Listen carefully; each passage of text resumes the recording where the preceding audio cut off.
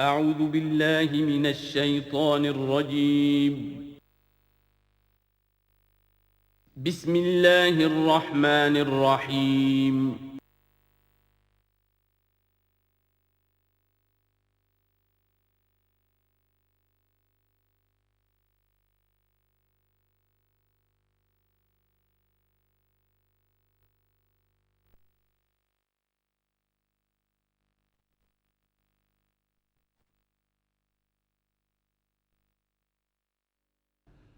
الحمد للہ وکفیٰ والصلاة والسلام علی عبادہ الذین اصطفیٰ، خصوصاً علی افضلہم وخاتم النبیین محمد الامین وعلی معین. اما بعد فاعوذ باللہ من الشیطان الرجیم. بسم اللہ الرحمن الرحیم. رب اشرح لي صدري ويسر لي امري واحلل عقدة من لساني يفقهوا قولي. اللهم ربنا آنس وحشتنا في قبورنا وارحمنا بالقرآن العظيم. اللهم اجعله لنا إماما ونورا وهدى ورحمة. اللهم ذكرنا منه ما نسينا وعلمنا منه ما جهلنا وارزقنا تلاوته آناء الليل وآناء النهار واجعله لنا حجة يا رب العالمين آمین. کل دو نشستوں میں تعارف قرآن کے ضمن میں جن عنوانات پر گفتگو ہو چکی ہے ان میں سے ایک تشنا رہا قرآن حکیم کی ترتیب اور تقسیم. اس کی تدوین کے بارے میں گفتگو ہماری مکمل ہو چکی تھی کہ قرآن حکیم کی تدوین 3 مراحل میں مکمل ہوئی. اولاً خود حضور صلی اللہ علیہ وسلم نے اللہ تعالیٰ ہی کے حکم سے قرآن مجید کو مرتب کر دیا اور اس مرتب شکل میں امت کو منتقل کیا. ترتیب معین ہو چکی تھی لیکن وہ کتابی شکل میں ما بین الدفترین جمع نہیں ہوا. اس کے بعد دوسرا مرحلہ آیا حضرت ابوبکر صدیق رضی اللہ تعالی عنہ کے عہد خلافت کے دوران، جب بہت سے حفاظ شہید ہو گئے جنگ یمامہ میں تو تشویش پیدا ہوئی کہ قرآن حکیم کو کتابی شکل کے اندر مرتب بھی کر لیا جائے، جمع کر لیا جائے. چنانچہ یہ کام حضرت ابوبکر صدیق کے عہد خلافت میں پورا ہو گیا اور اس کے لیے مصحف کا نام حضرت عبداللہ ابن مسعود کی تجویز پر حضرت ابوبکر صدیق رضی اللہ تعالی عنہ نے طے کیا. لیکن اس کے چونکہ ابھی پڑھنے کے انداز میں لوگوں کو کافی آزادی دی گئی تھی کہ اپنے اپنے لہجے کے مطابق لوگ پڑھ سکتے ہیں، تو اس سے محسوس ہوا کہ اب اس کے لکھنے کے انداز میں بھی فرق آ رہا ہے. تو اس لیے ضرورت محسوس ہوئی کہ اس کا ایک سکرپٹ، ایک رسم الخط جو متفق علیہ ہو، اجماعی ہو، وہ طے کر دیا جائے. چنانچہ یہ تیسرا مرحلہ حضرت عثمان رضی اللہ تعالی عنہ کے عہد خلافت میں طے پایا. اسی لیے اس کو اب مصحف عثمانی کہتے ہیں، اس لیے کہ وہ رسم الخط اب ہمیشہ ہمیش کے لیے طے ہے. اس کے آفیشل نسخے تیار کیے گئے اور بڑے بڑے شہروں میں جو بھی اس وقت اس مسلمان ممالک تھے ایک ایک نسخہ بھیج دیا گیا اور باقی نسخے جو ہیں وہ طرف کر دیے گئے. تو اس طریقے سے گویا کہ ربع صدی کے اندر اندر یہ تینوں مرحلے جو ہیں مکمل ہو گئے ہیں. اور جیسا کہ میں نے عرض کیا، سب تسلیم کرتے ہیں کہ جو قرآن آج ہمارے پاس ہے وہ وہی ہے بعینہ جو محمد الرسول اللہ نے اپنی امت کو دیا تھا.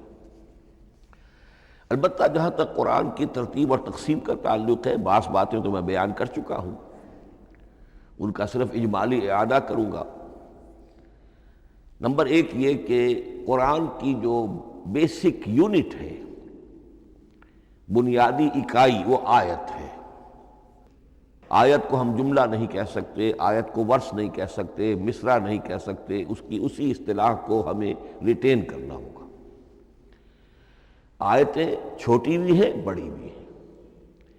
آیتیں صرف حروف مقطعات پر بھی مشتمل ہیں اور مرکبات ناقصہ پر بھی مشتمل ہے، پورے جملے کی ایک آیت بھی ہے اور کئی جملوں پر ایک آیت بھی مشتمل ہے۔ یہ تمام امور توقیفی ہیں، یعنی حضور صلی اللہ علیہ وسلم کے بتانے پر موقوف علیہ ہیں۔ ان میں کسی کے اجتہاد کو، کسی منطق، کسی گرامر، کسی نحو، کسی بیان کے کسی اصول کو کوئی دخل نہیں۔ جہاں تک آیتوں کی تعداد کا تعلق ہے وہ مختلف فی ہے، وہ اتفاقی نہیں ہے، اس لیے کہ 6,500 کے لگ بھگ آیات ہیں۔ فرق کیوں ہے؟ ایک بڑا فرق تو اس وجہ سے واقع ہو جاتا ہے کہ تمام سورتوں کے آغاز میں جو آیت بسم اللہ لکھی ہوئی ہے اس کے ضمن میں ایک اختلاف ہے کہ آیا ہر مرتبہ اس آیت کو کاؤنٹ کیا جائے یا نہ کیا جائے۔ صرف ایک سورت ہے سورہ توبہ جس کے شروع میں آیت بسم اللہ نہیں ہے، باقی 113 سورتوں کے آغاز میں بسم اللہ لکھی ہوئی ہے۔ تو بعض حضرات اس کو سمجھتے ہیں کہ یہ کاؤنٹ نہیں کی جائے گی، بلکہ یہ تو در حقیقت صرف سورتوں کے درمیان فصل اور فرق قائم کرنے کے لیے یہ آیت بسم اللہ لکھ دی گئی ہے۔ تو آپ سمجھیے کہ جو اس پہ اختلاف ہوگا تو 113 کی عدد کا فرق تو اسی سے واقع ہو جائے گا۔ بعض اور مقامات پر بھی آیات کی تعداد میں قدر اختلاف ہے وہ روایات ہی کی بنیاد پر، کسی شخص کو خود یہ حق حاصل نہیں ہے کہ وہ اس میں کوئی فرق کر سکے، تبدیلی کر سکے۔ بہرحال 6,500 کے لگ بھگ آیات ہیں قرآن حکیم کی۔ آیتیں مل جل کر سورتوں کی شکل میں ہیں، ان کی تعداد متفق علیہ ہے 114۔ سورت سور سے بنا ہے، سور کے معنی فصیل ہے، گویا کہ ہر سورت جو ہے وہ اللہ تعالیٰ کے علم، معرفت، حکمت کا ایک شہر ہے۔ سورتوں میں آیات کے باہمی ربط کے حوالے سے اس کے معنی کے اندر اور اس کی حکمتوں کے اندر اضافہ ہوتا ہے، ربط آیات۔ اور جس طریقے سے کہ مختلف موتیوں کو پرو دیا جائے ایک دھاگے میں، اس سے ہار وجود میں آئے، جو ترتیب ہوگی موتیوں کی اس سے ان موتیوں کا حسن دوبالا ہو جائے گا۔ ایسے ہی معاملہ آیات قرآنیہ کا ہے کہ جو ایک سورت کے اندر ہے اور ہر سورت کا ایک مرکزی مضمون یا عمود ہوتا ہے اور تمام آیتیں اس سے منطلق اور اس سے منسلک ہوتی ہیں۔ ان سورتوں کے بعد جیسا کہ میں نے عرض کیا، دور صحابہ میں ہمیں صرف ایک اصطلاح اور ملتی ہے، حزب اور یا منزل۔ وہ اس سہولت کے لیے کہ اگر ایک ہفتے میں پورا قرآن ختم کرنا ہو، اس کی تلاوت مکمل کرنی ہو تو روزانہ ایک حزب پڑھ لیا جائے۔ یہ چونکہ دور صحابہ میں بھی مذکور ہے، لہذا اس میں ہم دیکھتے ہیں کہ حسن موجود ہے، یعنی یہ کہ نہ تو یہ قباحت ہے کہ سورتوں کو توڑا گیا ہو، بلکہ پوری صورتیں شامل ہیں۔ کوئی مصنوعی مساوات قائم کرنے کی کوشش نہیں ہے، کوئی حزب نسبتاً تھوڑا سا زیادہ بڑا ہے، کچھ تھوڑا سا چھوٹا ہے، لیکن تقریباً مساوی ہے۔ خام خواہ کی کوئی مصنوعی مساوات قائم کرنے کی کوشش نہیں ہے۔ اور اس کے باوجود یہ حسن موجود ہے کہ سورہ فاتحہ کو اگر ہم علیحدہ رکھ دیں کہ وہ پورے قرآن حکیم کے لیے ایک دیباچہ اور مقدمہ ہے، تو پہلے حزب یا پہلی منزل میں 3 سورتیں، دوسرے میں 5، تیسرے میں 7، چوتھے میں 9، پانچویں میں 11، چھٹی میں 13، یہ سیڑھی ہے بالکل۔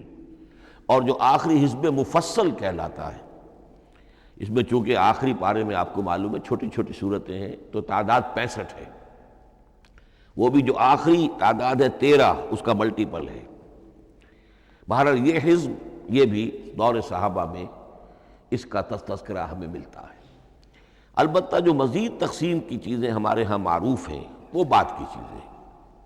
رکوعوں میں طویل صورتوں کو تقسیم کیا گیا تاکہ ایک رکعت میں اگر طویل صورت میں سے کوئی آیات پڑھنی ہے تو اس طرح پڑھی جائیں کہ مضمون ٹوٹے نہ۔ یہ حجاج ابن یوسف کے زمانے میں یہ کام ہوا ہے اور بڑے غور و فکر سے ہوا، اور واقعتاً محسوس ہوتا ہے کہ معنوی جو ربط اور تعلق ہے اس کو ملحوظ رکھا گیا ہے۔ لیکن جو دوسری تقسیم ہمارے ہاں معروف ہو گئی ہے وہ پاروں کی ہے۔ اول تو یہ معلوم نہیں کہ یہ تقسیم کب ہوئی، مجہول الزمان ہے یہ۔ نمبر 2 یہ کہ اس میں یہ زیادتی بھی نظر آتی ہے کہ سورتوں کی فصیلیں توڑ دی گئی ہیں۔ گویا کہ ایک مصنوعی مساوات قائم کرنے کے لیے کہ 30 دن میں اگر قرآن مجید ختم کرنا ہو، ہر مہینے میں ایک ختم قرآن کوئی شخص کرنا چاہے تو روزانہ ایک پارہ پڑھ کر، لیکن یہ کہ اس میں وہ حسن موجود نہیں ہے، بلکہ یہ قباحت موجود ہے کہ صورتوں کاٹ دی گئیں۔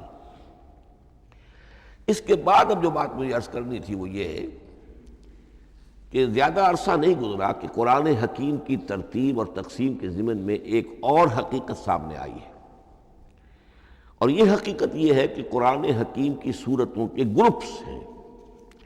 اب یہ چونکہ ایک بالکل ماضی قریب کا معاملہ ہے، اس سے پہلے یہ ذکر موجود نہیں تھا۔ اول تو یہ بات بھی مان لیجئے کہ قرآن مجید میں ترتیب اور نظم، اس کے بارے میں ہمارے اسلاف نے نہ کوئی زیادہ محنت کی اور نہ انہوں نے سمجھا کہ اس میں کوئی خاص ربط ہونا ضروری ہے، لیکن یہ کہ عہد حاضر میں مولانا حمید الدین فراہی رحمۃ اللہ علیہ ہندوستان میں ایک ایسے عالم پیدا ہوئے کہ جنہوں نے نظم قرآن کو اپنا خاص موضوع بنایا کہ یہ جو آیات باہم جوڑی گئی ہیں تو آخر کوئی حکمت ہے، صورتوں میں جو ربط قائم کیا گیا ہے یقیناً حکمت پر مبنی ہے، ورنہ سب سے سیدھی ترتیب تو جیسا کہ میں نے کل عرض کیا تھا یہ ہوتی ترتیب نزولی سے قرآن کو مرتب کر دیا جاتا۔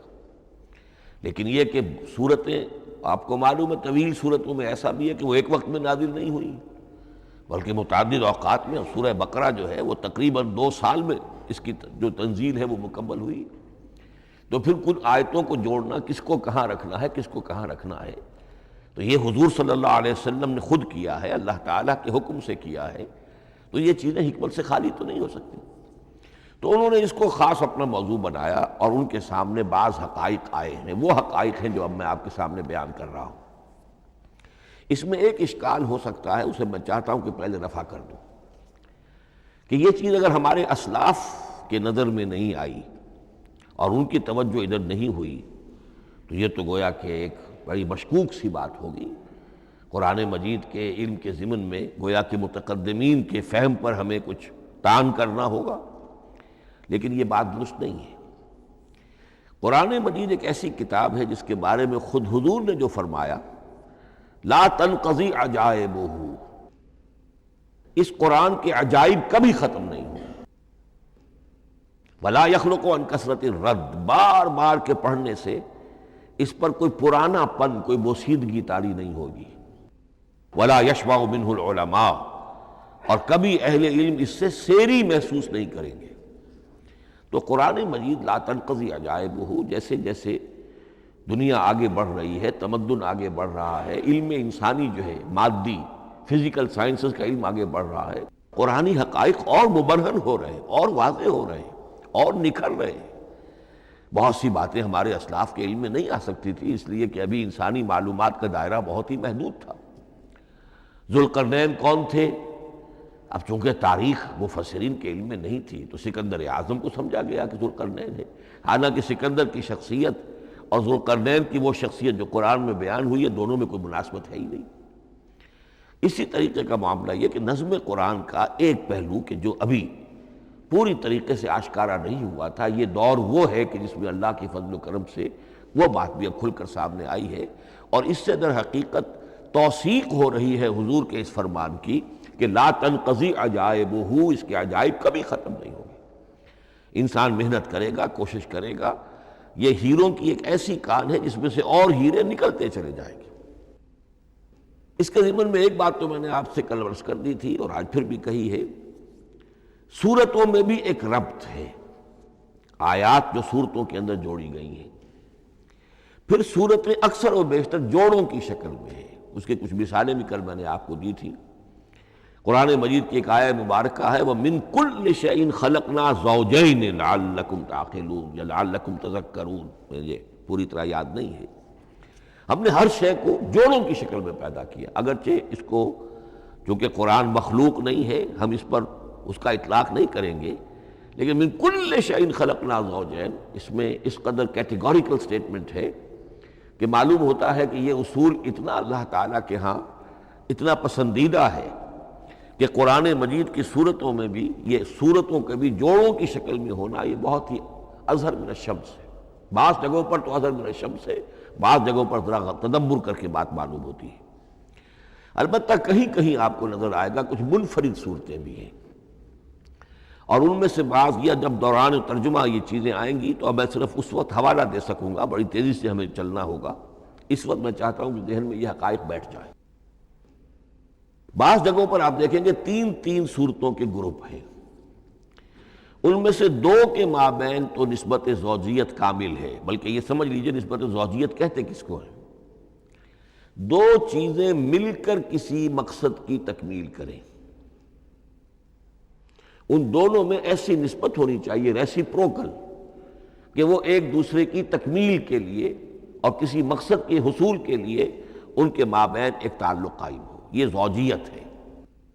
اسی طریقے سے قرآن مجید میں جب صورتیں آتی ہیں جوڑوں کی شکل میں تو کسی مضمون کا ایک رخ وہ ایک صورت میں آ جائے گا، اس کا دوسرا رخ دوسری صورت میں آ جائے گا، اور دونوں مل کر جسے ہم کہتے ہیں تصویر کے دونوں رخ، وہ رخ مکمل ہو جائیں گے، بات پوری ہو جائے گی۔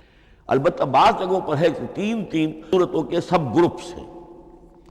میں اس معاملے میں گروپ کا لفظ ریٹین کر رہا ہوں، اس لیے کہ قدیم تو یہ تصور تھا نہیں، جدید اصطلاح ہے، تو اس میں چونکہ اب بہت سے الفاظ انگریزی زبان کے اب اردو میں آ گئے ہیں کہ اس کی جگہ کوئی اور بہت ہی کوئی کوشش کر کے لفظ لایا جائے تو وہ شاید زیادہ عام فہم نہیں ہوگا، یا عام فہم ہے۔ تو گروپس اور سب گروپس، چھوٹے گروپ بڑے گروپ، تو یہ چھوٹے گروپ جو ہے تین تین صورتوں کے، ان میں سے دو کے مابین تو نسبت زوجیت بتمام و کمال ہوگی، اور تیسرے کی حیثیت ضمیمے کی ہوگی۔ اس کی مثالیں بعد میں آئیں گی۔ البتہ یہ جو ضمیمے ہوتے ہیں خود ان کے، یا جو دوسری منفرد صورتیں ہیں، خود ان میں آپ کو فصل کے ساتھ نسبت زوجیت مل جائے گی۔ اس سے آگے چلیے، اب اصل ہے وہ شے جس کو میں آج چاہتا ہوں بیان کرنا۔ قرآن حکیم کی صورتوں کی ایک گروپنگ اس اعتبار سے سامنے آئی، کچھ صورتیں مکی پھر مدنی، پھر مکی پھر مدنی، پھر مکی پھر مدنی، پھر مکی پھر مدنی۔ ایسا کیوں ہے؟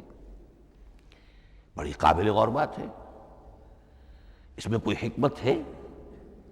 اور عجیب بات یہ سامنے آئی، اس اعتبار سے بھی قرآن کے 7 گروپ بنتے ہیں، ہر گروپ میں ایک یا ایک سے زائد مکی صورت اور پھر ایک یا ایک سے زائد مدنی صورتیں، ایک گروپ پورا ہو گیا۔ دوسرے گروپ میں پھر ایک یا ایک سے زائد مکی صورت، پھر ایک یا ایک سے زائد مدنی صورتیں، وہ پھر گروپ مکمل ہو گیا۔ یہ گروپ بھی قرآن حکیم میں 7 ہیں۔ یہ گروپ جو ہے قرات کے لیے نہیں ہے، یہ گروپ جو ہے معنوی تقسیم ہے، غور و فکر کے اعتبار سے، کہ ہر گروپ کا ایک عمود ہے، ایک مرکزی مضمون ہے، اور جس طریقے سے صورتیں دو مل کر ایک مضمون کی تکمیل کرتی ہیں، اسی طرح ہر گروپ کی مکی اور مدنی صورتیں مل کر ایک بڑے مضمون کی تکمیل کرتی ہیں۔ اس طریقے سے گویا کہ یہ قرآن مجید میں 7 گروپ ہیں بڑے بڑے، جو کہ جس میں کہ صورتیں جو ہیں وہ جمع کی گئی ہیں۔ مثلاً میں اب آپ کو اشارتاً بتا دوں، پہلے گروپ میں سورہ مکی جو ہے وہ صرف ایک ہے، سورہ فاتحہ، تعداد میں تو ایک ہے، وہ اپنے حجم کے اعتبار سے چھوٹی بھی ہے لیکن بہت بھاری صورت ہے۔ وَلَقَدْ آتَيْنَاكَ سَبْعًا مِنَ الْمَثَانِي وَالْقُرْآنَ الْعَظِيمِ، محض اس صورت کو بھی قرآن عظیم کہا گیا ہے۔ لیکن ایک صورت مکی سورہ فاتحہ، پھر 4 طویل ترین صورتیں مدنی، بقرہ، آل عمران، نساء، مائدہ۔ دوسرے گروپ میں 2 صورتیں مکی، 2 مدنی، الانعام، الاعراف مکیات، الانفال، التوبہ مدنیات۔ تیسرا گروپ چلتا ہے، 14 صورتیں مسلسل چلی جا رہی ہیں مکی، سورہ یونس سے، سورہ یونس، سورہ ہود، سورہ یوسف، سورہ رعد، سورہ ابراہیم، چلتے جائیے، سورہ حجر، سورہ نحل، سورہ بنی اسرائیل، سورہ کہف، سورہ مریم، سورہ طٰہٰ، سورہ انبیاء، سورہ حج اور سورہ مومنون، 14 صورتیں۔ اب آئی ایک مدنی صورت، سورہ نور، یہ تیسرا گروپ مکمل ہو گیا۔ چوتھے گروپ میں بھی یہی بات آپ کو نظر آئے گی۔ الفرقان سے سورہ سجدہ تک 8 صورتیں مکی ہیں، اور پھر ایک صورت آتی ہے سورۃ الاحزاب، وہ مدنی ہے۔ اب یہ جو ایک ایک صورتیں آئی ہیں، سورہ نور اور سورہ احزاب، ہر شخص کو اندازہ ہو جائے گا یہ آپس میں جوڑے کی شکل رکھتی ہیں، ان کے مضامین بہت ایک دوسرے سے مشابہ ہیں، بہت مشابہ ہیں۔ لیکن یہ کہ وہ اس طریقے کا جوڑا نہیں ہے کہ اسی گروپ میں ان کا جوڑا موجود ہو، اس کا جوڑا جو ہے وہ دوسرے گروپ میں ہے۔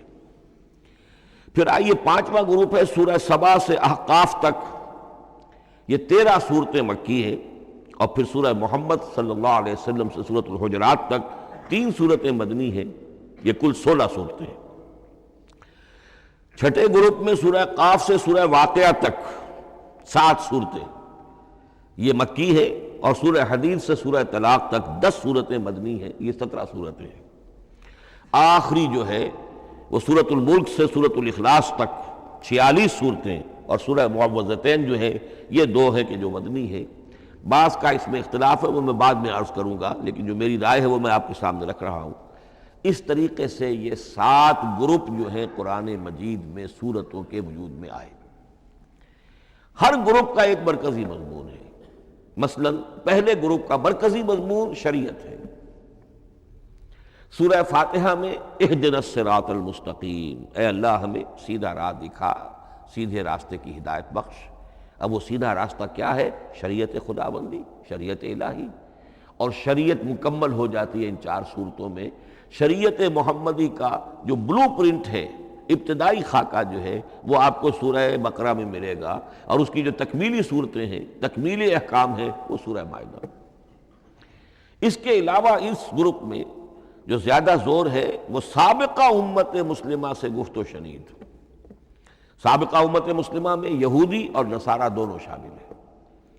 اب ان پر جرح بھی ہے، ان پر تنقید بھی ہے، ان کو ملامت بھی ہے، ان کی قرارداد جرم ان کے خلاف جو ہے وہ بھی دی گئی ہے، اور پھر یہ کہ ان کو معزول کر کے اور نئی امت کو اس مقام پر نصب کرنے کا اعلان ہے، اور ان کو بڑی زوردار دعوت ہے کہ اب محمد پر ایمان لاؤ اور قرآن پر ایمان لاؤ صلی اللہ علیہ وسلم۔ یہ پہلا گروپ ہے۔ اسی طریقے سے ہر گروپ کا، اب یہ ساتھ ساتھ جب ہم چلیں گے تو میں تفصیل کے ساتھ بیان کرتا جاؤں گا کہ اس گروپ کا یہ مرکزی مضمون ہے، اور اس طور سے یہ صورتیں آپس میں ایک دوسرے کے ساتھ مربوط ہیں۔ ان گروپوں میں آپ نے دیکھا ہوگا کہ پہلے اور آخری گروپ ان کی ایک ریسیپروکل سی صورت ہے کہ پہلے گروپ میں مکی صورت صرف ایک چھوٹی سی، اور مدنی صورتیں 4-6 پارے سے زائد پر پھیلی ہیں، جبکہ آخری گروپ میں سارے دونوں پارے جو ہے سورہ ملک سے شروع ہو کر مکی صورتوں پر مشتمل ہے، آخر میں آ کر چھوٹی چھوٹی صورتیں وہ مدنیات ہیں۔ یہ ایک دوسرے کے بالکل ریسیپروکل ہیں، کانورس۔ لیکن دوسرا گروپ ادھر سے اور دوسرا ادھر سے، یعنی چھٹا، یہ بڑے متوازن ہیں۔ 2 صورتیں مکی، 2 مدنی، اور ادھر 7 صورتیں مکی اور 10 مدنی، لیکن 7 صورتیں جو ہیں وہ 3 رکوعوں کی ہیں، ان میں سے ایک 4 رکوع کی بھی ہے، اور اکثر و بیشتر وہ جو دوسری ہے وہ 2 رکوعوں کی ہے، تقریباً متوازن بنتی ہے۔ تو درمیان میں جو ہے ان میں جو مدنی صورتوں کا حصہ بہت کم ہے، اکثر و بیشتر جو ہے وہ مکی صورتیں ہیں۔ ان مکی صورتوں کے اندر بھی جو 6 گروپ تقریباً بنتے ہیں، اس لیے کہ پہلی گروپ کے اندر تو مکی صورت صرف سورہ فاتحہ ہے، تو ان میں سے پہلے 2 گروپوں میں رسالت کا مضمون مرکزی مضمون ہے، درمیانی 2 گروپوں میں توحید کا مضمون مرکزی مضمون ہے، آخری 2 گروپوں میں انذار آخرت کا مضمون مرکزی مضمون ہے۔ آخری صورتیں آپ کو معلوم ہے سورہ قاف سے شروع ہو کر، تو پھر یہ انذار آخرت جو ہے ان سب کا مرکزی مضمون ہے۔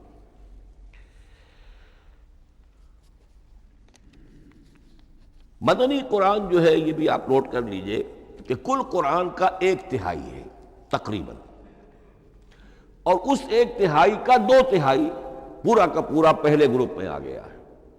سورہ بقرہ، سورہ آل عمران، سورہ نساء، سورہ مائدہ۔ باقی تو پھر جا کے سورہ احزاب، سورہ نساء، پھر 3 چھوٹی صورتیں، پھر آخر میں 2 بہت چھوٹی چھوٹی صورتیں، سورہ انفال اور سورہ توبہ۔ لیکن یہ کہ یہ 2/3 جو ہے مدنی قرآن کا حجم بالکل پہلے ہی اس گروپ کے اندر آ گیا ہے۔ اس کی بھی حکمت ہے، کیوں مدنی صورتوں کو پہلے رکھا گیا؟ میرے علم میں نہیں ہے کہ اس موضوع پر کسی شخص نے گفتگو کی ہو سوائے محمد مارمڈیوک پکتھال کے۔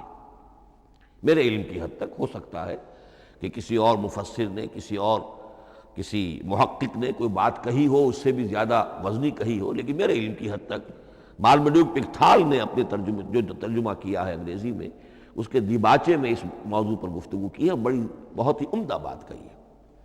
انہوں نے کہا کہ جب یہ قرآن نازل ہو رہا تھا تو اصل اہمیت ایمان کی تھی، پہلے لوگ ایمان لائیں اور پھر جو ایمان لائے ان کو پھر احکام دیے گئے کہ یہ کرو اور یہ نہ کرو، یہ حلال ہے، یہ حرام ہے، یہ فرض ہے، وغیرہ وغیرہ۔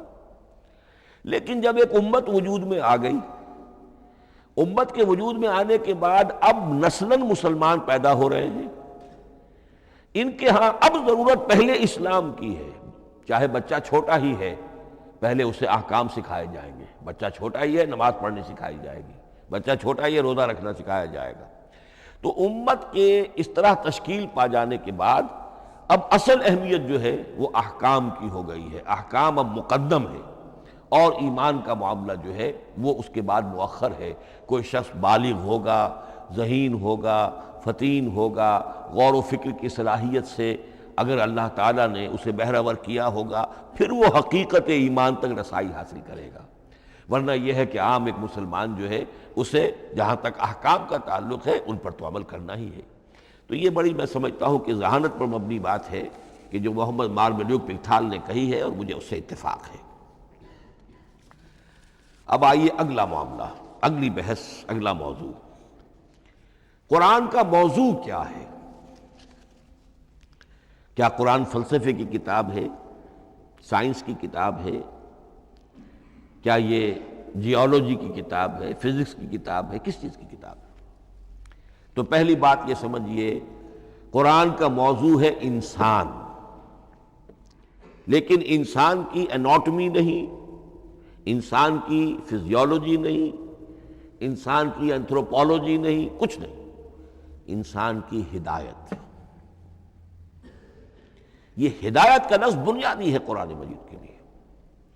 چنانچہ دیکھیے ذرا نوٹ کر دیجئے، سورہ بقرہ کے شروع ہی میں ھدی للمتقین، پھر اس کے وسط میں ھدی للناس، سورہ یونس میں فرمایا ھدی ورحمۃ للمؤمنین، سورہ لقمان میں فرمایا ھدی ورحمۃ للمحسنین، سورۃ البقرہ اور النحل میں فرمایا، نمل میں ھدی وبشریٰ للمؤمنین، آل عمران میں وموعظۃ للمتقین، ھدی وموعظۃ للمتقین، پھر 3 مرتبہ الہدی هو الذی ارسل رسولہ بالہدی ودین الحق لیظہرہ علی الدین کلہ۔ الہدی، ہدن نکرہ ہے، الہدی معرفہ ہو گیا، یعنی ہدایت کاملہ، ہدایت تامہ، ہدایت ابدی۔ اسی طرح سورۃ النجم میں فرمایا وَلَقَدْ جَاءَهُم مِّن رَّبِّهِمُ الْهُدَىٰ، سورۃ الجن میں وَإِنَّا لَمَّا سَمِعْنَا الْهُدَىٰ آمَنَّا بِهِ، سورہ بنی اسرائیل میں وَمَا مَنَعَ النَّاسَ أَن يُؤْمِنُوا إِذْ جَاءَهُمُ الْهُدَىٰ، سورہ بنی اسرائیل میں بھی یہ الفاظ آئے، سورہ کہف میں بھی آئے۔ تو قرآن کا موضوع ہے ہدایت، اور اس کو اب ذہن میں رکھیے کہ انسان کے علم کے 2 گوشے ہیں۔ علم انسانی 2 حصوں میں منقسم ہے، ایک حصہ ہے فزیکل ورلڈ کا علم جو حواس کے ذریعے سے حاصل ہوتا ہے، مادی حقائق ان کا علم۔ حواس 5 ہمارا دیکھنا، سننا، سونگھنا، چکھنا، چھونا، یہ تمام صلاحیتیں ہیں، ان سے کچھ معلومات حاصل ہوتی ہیں، اور عقل کا یہ کمپیوٹر ان کو پروسیس کرتا ہے، اس سے نتائج نکالتا ہے، نتائج نکال کے سٹور کر لیتا ہے۔ پھر مزید کوئی معلومات حواس کے ذریعے سے حاصل ہوتی ہیں، اب ان کو وہ پھر پروسیس کر کے جو سابق میموری سٹورڈ ہے اس کے ساتھ ریکنسائل کر کے کوئی اور نتیجہ اخذ کرتا ہے۔ اس طرح رفتہ رفتہ رفتہ رفتہ انسان کا یہ علم بڑھتا چلا جا رہا، اور ہم نہیں کہہ سکتے کہ ابھی اور کہاں تک جائے گا۔ آج سے چند 100 سال پہلے بھی انسان تصور نہیں کر سکتا تھا کہ انسانی علم وہاں پہنچ جائے گا جہاں آج پہنچ چکا ہے۔ اس علم کا وحی سے کوئی تعلق نہیں، اس علم کا تعلق ہے علم اسماء سے، جو حضرت آدم میں ودیعت کر دیے گئے تھے بالکل شروع میں۔ سورہ بقرہ کا 4تھا رکوع جو ہے اس کے شروع میں ذکر ہے وَعَلَّمَ آدَمَ الْأَسْمَاءَ كُلَّهَا، اللہ نے آدم کو تمام نام سکھا دیے۔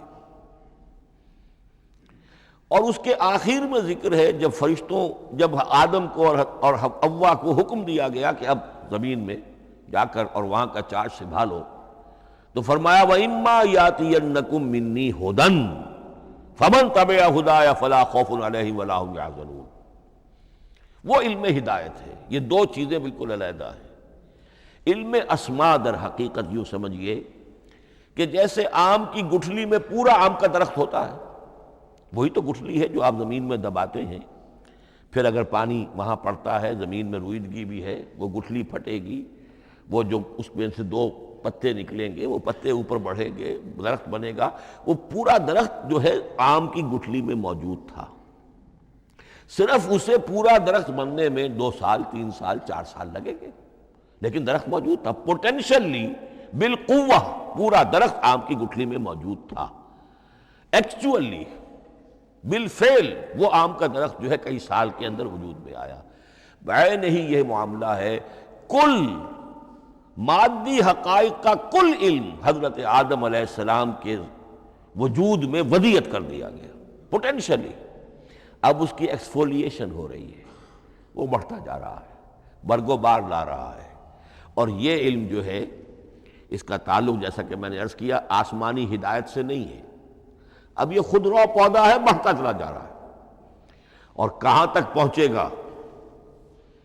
علامہ اقبال نے صحیح تعبیر کی ہے، عروج آدم خاکی سے انجم سہمے جاتے ہیں کہ یہ ٹوٹا ہوا تارا مہ کامل نہ بن جائے۔ علامہ کی زندگی میں تو انسان نے چاند پر قدم نہیں رکھا تھا، لیکن یہ کہ اب تو چاند پر قدم رکھ کر انسان آ چکا۔ تو عروج آدم خاکی سے انجم سہمے جاتے ہیں کہ یہ ٹوٹا ہوا تارا مہ کامل نہ بن جائے۔ یہ ہے انسانی علم۔ اس انسانی علم کے ساتھ اگر وہ علم وہی علم ہدایت نہ ہو تو یہ علم جو ہے بجائے خیر کے شر بن جاتا ہے۔ آج وہ شیطانی قوت بن چکا ہے، وہ علم ہلاکت کا سامان بن چکا ہے، تباہی کا ذریعہ بن چکا ہے۔ لیکن اس کے ساتھ دوسری بات ضروری تھی جو کہ وحی کے ذریعے سے آنے والا علم تھا، فَإِمَّا يَأْتِيَنَّكُم مِّنِّي هُدًى فَمَن تَبِعَ هُدَايَ فَلَا خَوْفٌ عَلَيْهِمْ وَلَا هُمْ يَحْزَنُونَ۔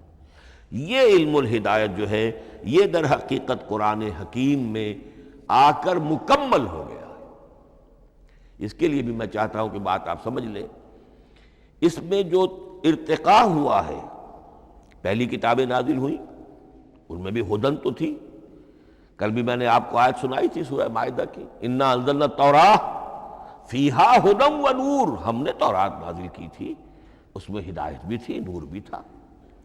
اسی رکوع میں 7واں رکوع ہے وہ سورہ مائدہ کا، انجیل کے بارے میں فیہ ھدی و نور، اس میں بھی ہدن بھی تھی، ہدایت بھی تھی، نور بھی تھا۔ لیکن یہ ہدایت اور یہ نور درجہ بدرجہ ترقی کر رہا ہے، یہاں تک کہ کامل ہوا ہے، قرآن میں آ کر الہدا بن گیا ہے۔ اب یہ ہدن نہیں، الہدا، کامل ہدایت نامہ۔ اس کی وجہ کیا ہے؟ دیکھیے، ایک بچے کو اگر آپ تعلیم دینا چاہتے ہیں تو اس کی ذہنی سطح کو ملحوظ رکھے بغیر تو نہیں دے سکتے۔ آپ چاہے پی ایچ ڈی استاذ رکھ دیں کسی بچے کے لیے، بچہ بھی پرائمری کی تعلیم پا رہا ہے، وہ پی ایچ ڈی کا استاذ کیا کچھ پلا دے گا اس کو، کیا پڑھا دے گا اس کو؟ اس کی اپنی استعداد جو ہے ابھی اتنی کم ہے کہ اسی کی مناسبت سے اسے تعلیم دی جائے گی، رفتہ رفتہ وہ آگے بڑھے گا، یہاں تک کہ وہ اپنے پوری عقل کے اور شعور کی پوری شدت اور قوت کو پہنچ جائے گا، بلوغت کو پہنچ جائے گا۔ اب اسے آخری علم پڑھایا جائے گا، اب اسے فلسفہ پڑھایا جائے گا، پہلے وہ ہسٹری پڑھ رہا تھا، اب فلسفی آف ہسٹری پڑھے گا۔ اس حوالے سے تدریجاً اللہ تعالیٰ نے تورات میں صرف احکام ہے، حکمت ہے ہی نہیں، انجیل میں حکمت ہے، احکام ہے ہی نہیں، دونوں مل کر ایک بات کو مکمل کرتی ہیں۔ تورات میں صرف احکام ہے، حکمت ہے ہی نہیں۔ جیسے کہ میں نے عرض کیا تھا، بچے کو آپ بتا دیتے ہیں بھئی روزہ ٹوٹ جاتا ہے اس طریقے سے، روزے کا مطلب یہ ہے اب دن بھر کھانا کچھ نہیں ہے، چاہے بچہ ابھی 6 سال کا ہے، 7 سال کا ہے، 8 سال کا ہے، آپ بتا رہے ہیں احکام تو دے دیے جائیں، یہ کرو یہ نہ کرو، یہ ڈوز ہیں یہ ڈونٹس ہیں۔ تو احکام عشرہ، دی 10 کمانڈمنٹس، احکام دیے گئے، حکمت نہیں۔ ابھی حکمت کا تحمل ان کے لیے ممکن نہیں تھا، ابھی وہ عہد طفولیت ہے نوع انسانی کا۔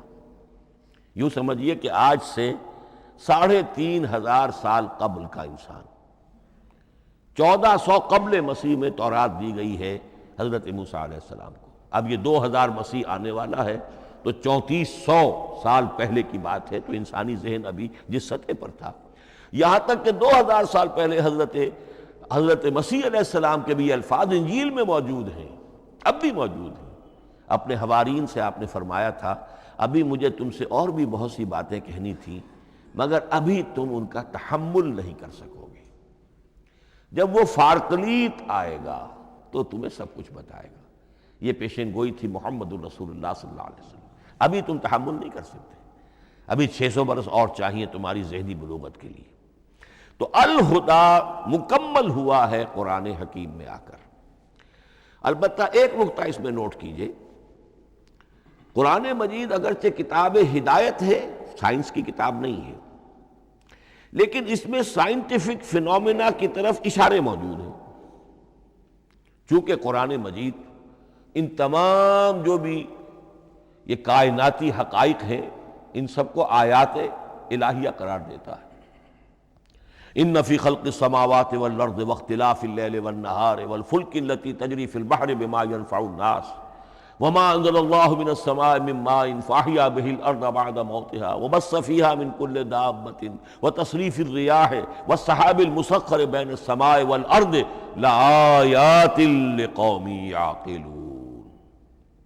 یہ سب نشانیاں ہیں اللہ کی قدرت، اللہ کی عظمت، اللہ کے علم کامل، اللہ کی حکمت بالغہ، سب نشانیاں۔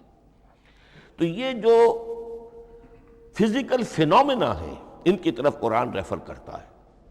بعض حقائق وہ ہے کہ جن کا تعلق اسٹرانومی سے ہے، کل فی فلک یسبحون، یہ تمام اجرام سماویہ جو ہیں یہ اپنے اپنے مدار میں تیر رہے ہیں۔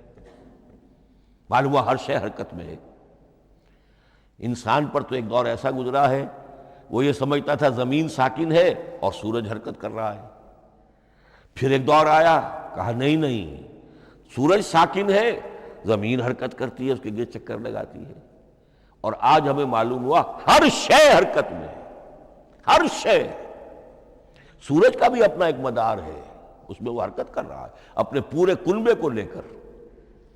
یہ پورا سولر سسٹم اس کا کنبہ ہے، اس پورے کنبے کو لے کر وہ بھی ایک مدار میں حرکت کر رہا ہے۔ تو معلوم ہوا کل فی فلک یسبحون۔ اب یہ کل کا لفظ جس طرح منقع ہو کر، جس طرح مبرہن ہو کر، جس شان کے ساتھ آج وہ حویدہ ہوا ہے، واضح ہوا ہے، آج سے پہلے انسان کو معلوم نہیں تھا۔ تو یہ جو فزیکل فینومینا ہے جن کی طرف قرآن مجید ریفر کرتا ہے، یہ اگرچہ قرآن کا اصل موضوع نہیں ہے، لیکن ایک بات جان لیجئے کہ قرآن مجید میں ان فزیکل فینومینا کے بارے میں جو بات کہی گئی ہے وہ غلط نہیں ہو سکتی۔ اور یہ وہ حقیقت ہے کہ جو اس دور میں آ کر اتنی واضح ہوئی ہے۔ آپ نے نام سنا ہوگا ڈاکٹر مورس بکائی کا۔ یہ فرانسیسی سرجن تھے، انہوں نے مطالعہ کیا، کمپیریٹیو اسٹڈی کی، قرآن بائبل دونوں کی، بائبل سے مراد اولڈ ٹیسٹمنٹ، نیو ٹیسٹمنٹ دونوں، اور وہ اس نتیجے پر پہنچا کہ پورے قرآن میں کوئی ایک لفظ ایسا نہیں ہے جسے ہماری ساری سائنسی انکشافات میں سے کسی نے غلط ثابت کیا، جبکہ تورات میں بے شمار چیزیں ایسی ہیں کہ سائنس انہیں غلط ثابت کر چکی ہے۔ The science, the Quran and the Bible.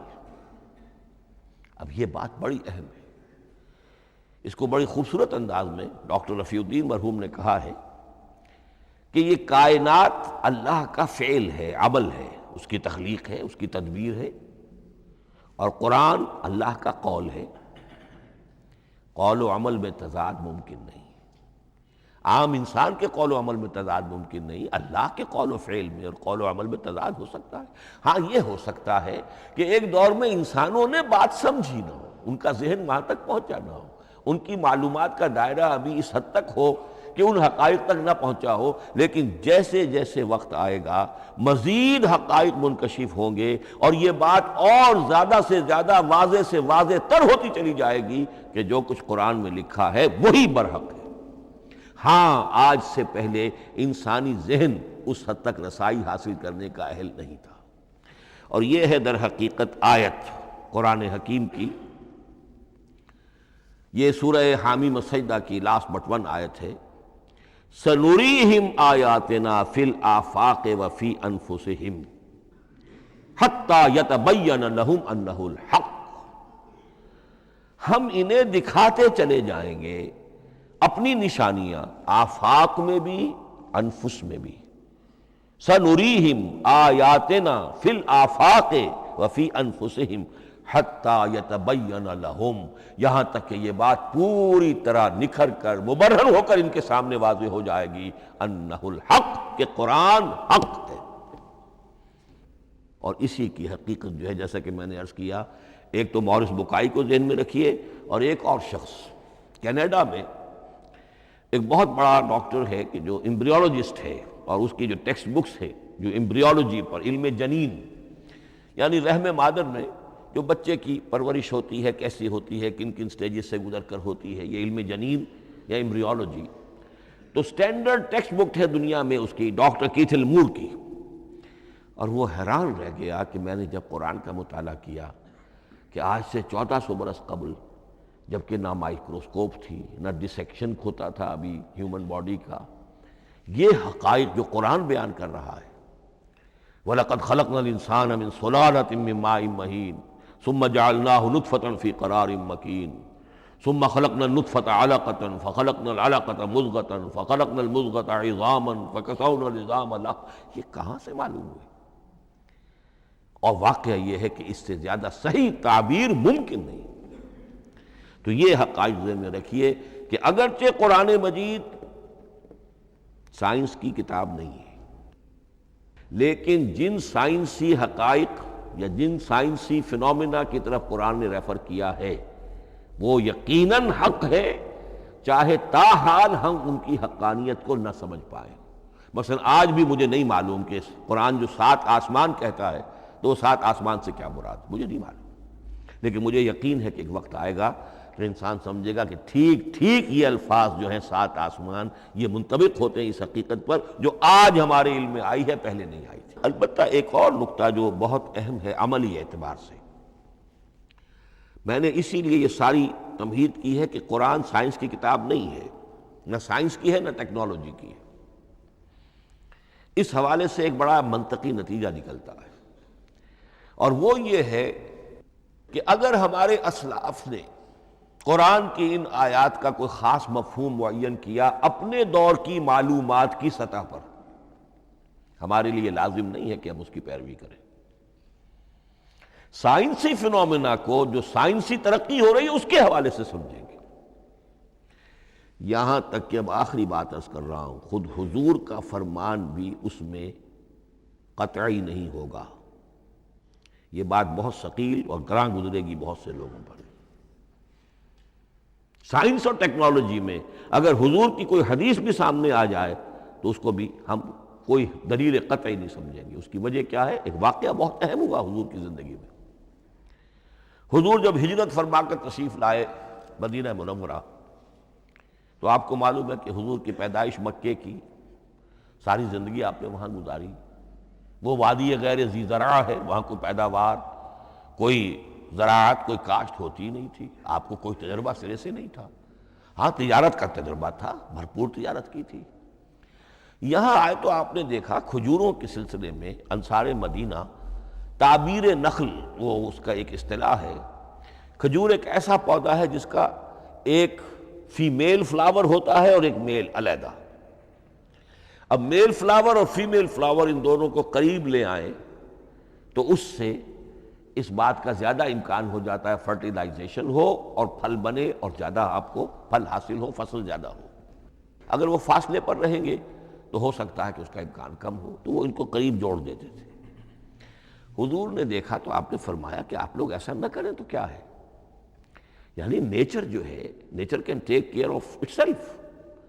آخر فطرت ہے، فطرت نے یہ ساری چیزیں بنائی ہیں، آپ ایسا نہ کریں تو کیا ہے؟ صرف یہ کہا آپ نے روکا نہیں، لیکن ظاہر بات ہے صحابہ کرام کے لیے رضوان اللہ تعالی علیہ مجمعین حضور کا اتنا کہنا بھی گویا کہ حکم کے درجے، انہوں نے اس سال وہ کام نہیں کیا، فصل کم ہو گئی۔ اب وہ ڈرتے ڈرتے جھجکتے جھجکتے حضور کی خدمت میں آئے۔ حضور آپ نے فرمایا تھا ہم نے وہ نہیں کیا، تعبیر نخل اس سال نہیں کی ہم نے، فصل کم ہوئی ہے۔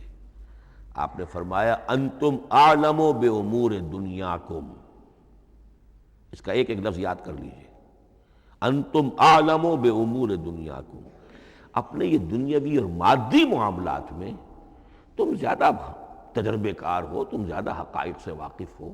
میں عالموں کا لفظی ترجمہ یہاں کرنا جو ہے اس کی جرت مجھے نہیں ہو رہی، تم زیادہ واقف ہو ان چیزوں سے، میں یہ چیزیں سکھانے نہیں آیا۔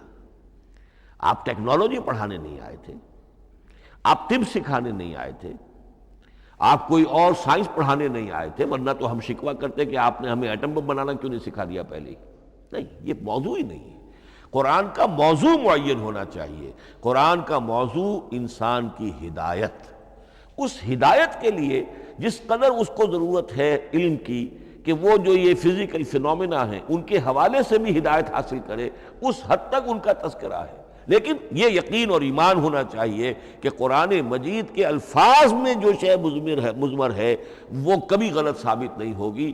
یہ ہو سکتا ہے کہ قرآن کی کسی آیت کا کوئی مفہوم ہمارے اسلاف نے 1000 برس پہلے یا 600 برس پہلے سمجھا ہو اور وہ مفہوم غلط ثابت ہو جائے، وہ ایک علیحدہ بات ہوگی، لیکن قرآن مجید کا ٹیکسٹ جو ہے اس کے اندر کہیں ایسی بات نہیں آ سکتی۔ اب آئیے فہم قرآن کے اصول۔ ظاہر بات ہے کہ اس موضوع پر اصول تفسیر پر کوئی مجھے تفصیلی اس وقت گفتگو کرنے کا موقع تو نہیں ہے، البتہ یہ کہ 7 گنتی کر کے چیزیں نوٹ کر لیجئے کہ جس سے قرآن مجید کے فہم میں سہولت حاصل ہوگی۔ پہلی بات وہ جو کسی درجے میں پہلے بھی سامنے آ چکی ہے، قرآن کا اسلوب استدلال منطقی نہیں ہے، فطری ہے۔ ایک ہوتا ہے منطق کی گتھیوں سے اور منطق کے اصولوں سے اور منطق کی دلیلوں سے بات ثابت کی، یہ نہیں۔ قرآن فطرت انسانی کے مطابق بات کرتا ہے۔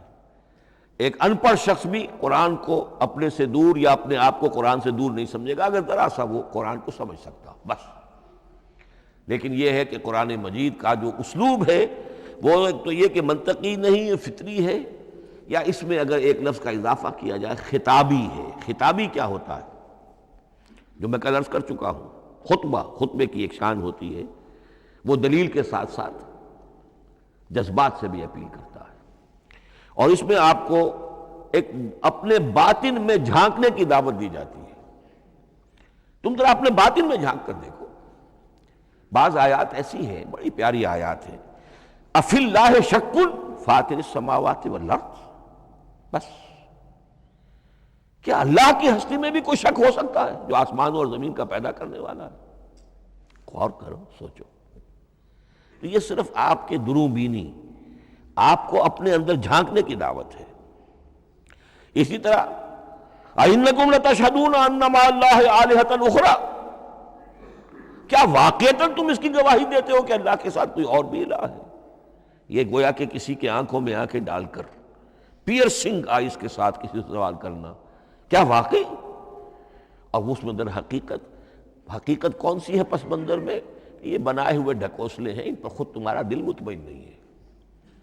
تم کہتے تو ہو یہ ہمارا عقیدہ ہے اور یہ ہماری بات ہے اور یہ ہمارا موروثی عقیدہ ہے، ھذا ما وجدنا علیہ آباءنا، ہم نے آباء، لیکن واقعتاً غور تو کرو، کیا واقعی تم گواہی دیتے ہو کہ اللہ کے سوا کوئی اور الہ بھی موجود ہے؟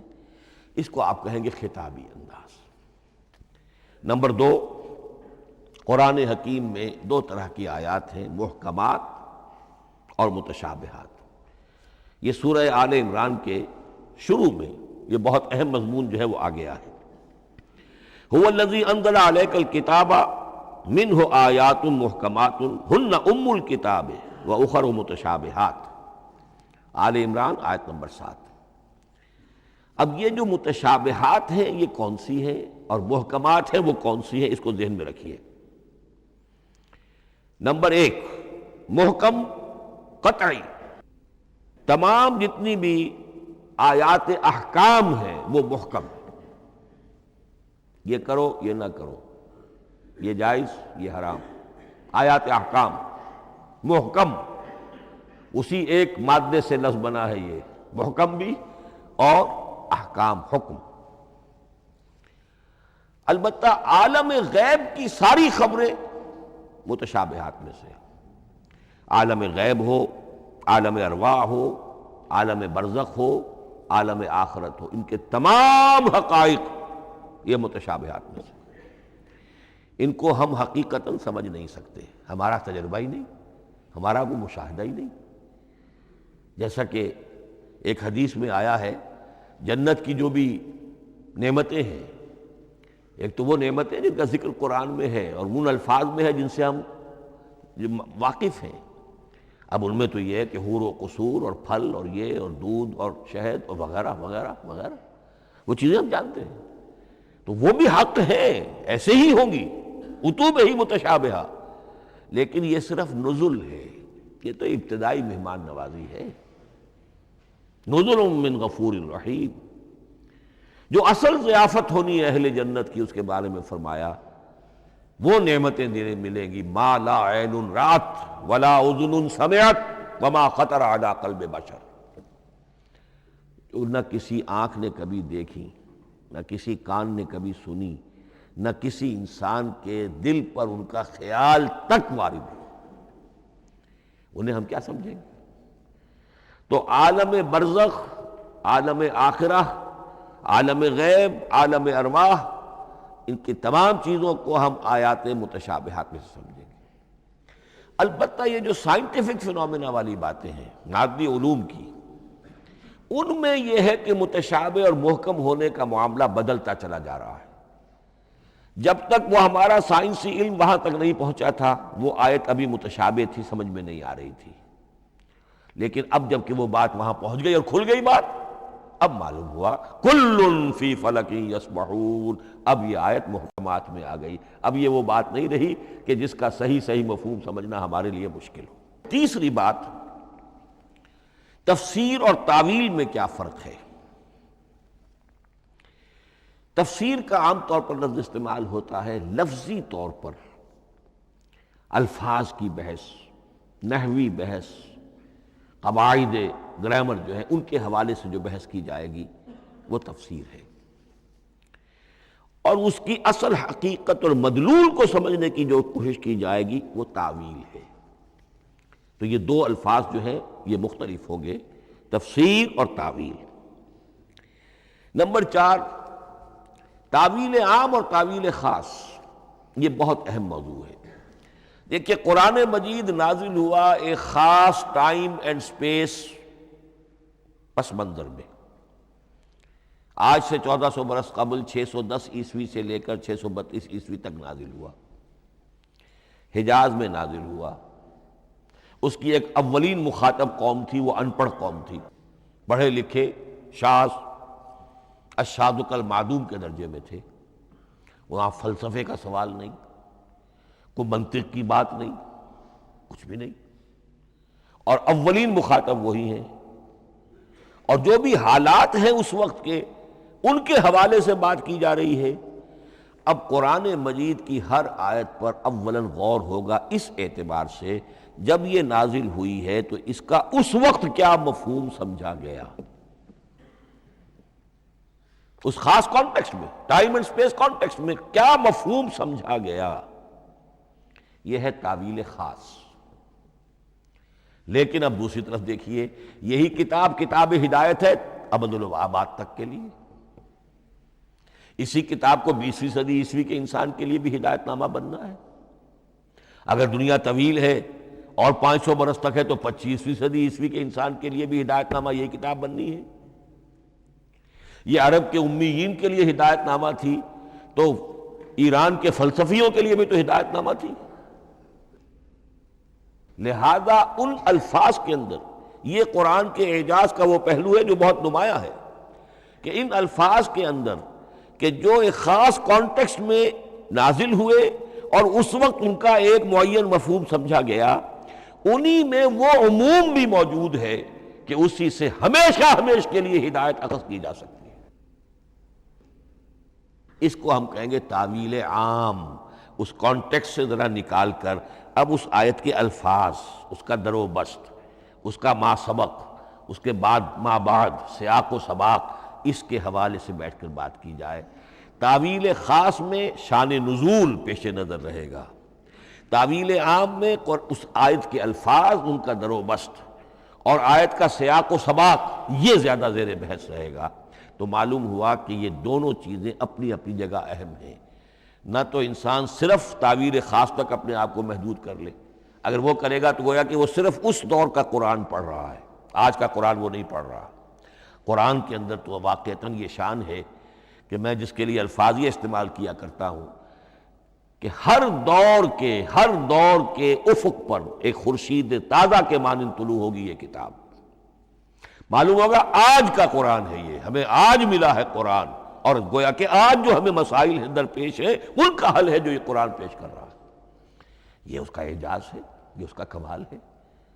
اس اعتبار سے نوٹ کیجئے تعویل خاص اور تعویل عام، یہ الفاظ چونکہ بار بار دورہ ترجمہ آئیں گے تو اس لیے میں نے ان اصطلاحات سے چاہا کہ آپ واقف ہو جائیں۔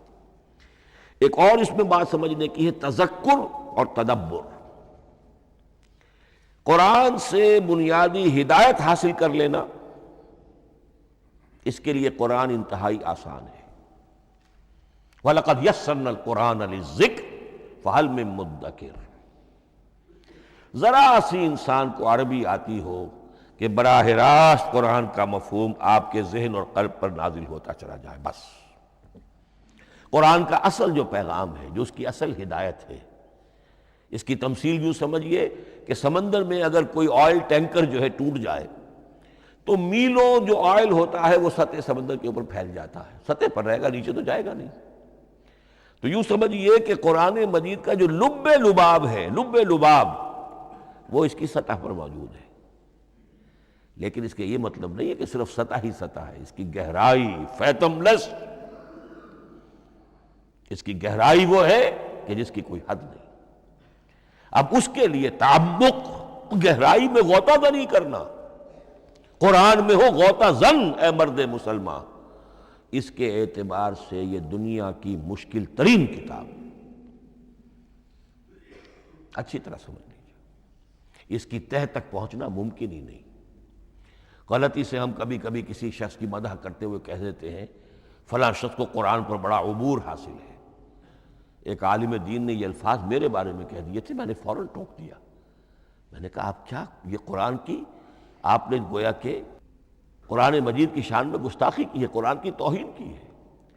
عبور کہتے ہیں ایک کنارے سے دوسرے کنارے کو چلے جانا، دریا عبور کر لیا، قرآن کے کنارے ہے ہی نہیں، یہ ناپیدا کنار سمندر ہے، اس سمندر کا کوئی کنارہ نہیں، نہ اس کی گہرائی اور نہ اس کے کنارے۔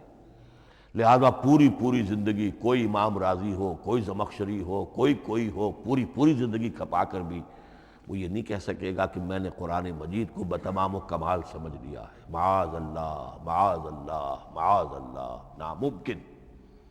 وراء الورا ثم وراء الورا، یہ ہے تذکر اور تدبر۔ اس کے لیے تو پوری زندگی انسان کھپائے، پورا وقت اس کے لیے لگائے، پوری صلاحیت کھپا دے، تب بھی وہ بہت سی جگہوں پر پھر بھی کہے گا واللہ عالم۔ امام رازی کو بھی نہ معلوم کتنے مقامات پر جا کر یہ کہنا پڑا ہے کہ اللہ بہتر جانتا ہے۔ اعلم ان ھذا المقام مقام غامض عمیق مہیب، یہ مقام تو بہت مہیب ہے، پرہیبت ہے، بہت گہرا ہے، بہت غامض ہے۔ امام رازی کہہ رہے ہیں، 30 جلدوں میں تفسیر لکھنے والا شخص۔ اقول قولی ھذا واستغفر اللہ لی ولکم ولسائر المسلمین والمسلمات۔